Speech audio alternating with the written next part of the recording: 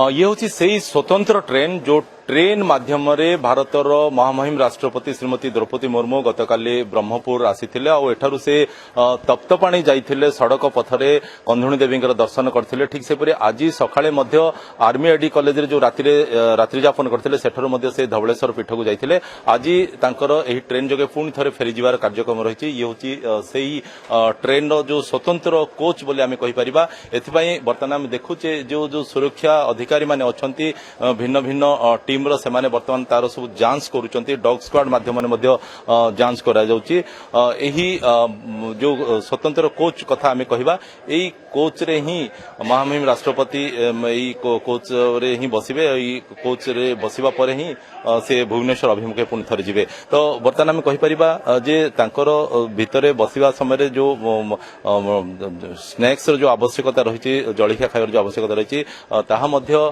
एक 5 star hotel आसी सारी जहां हम पाखे सूचना अच्छी जे जेहेतु से इडली खाइबा पसंद करती इडली सहित दही बरा आलुदम रही और सहित विभिन्न प्रकार फल रही जोटा कि आम देखुचे जे नड़िया पानी ठारू आरंभ करके अमृतभंडा रही ड्रैगन रही सहित एप्पल रही पिजुली रही।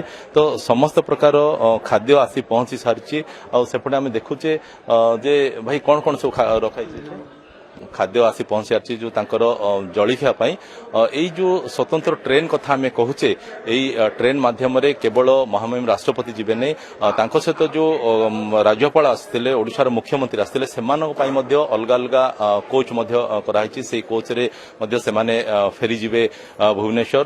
तो गोटे नियारा अनुभूति निहाती रूपे से साउंटुचंती बोली कहले भूल हेब नहीं। कारण भारतर अन्यतम सर्वपुरातन जो रेलपथ रही से रेलपथ माध्यम से जेतेबेले ब्रह्मपुर आसीथिले बाटरे से चिलिकार सौंदर्य को मध्य उपभोग करथिले।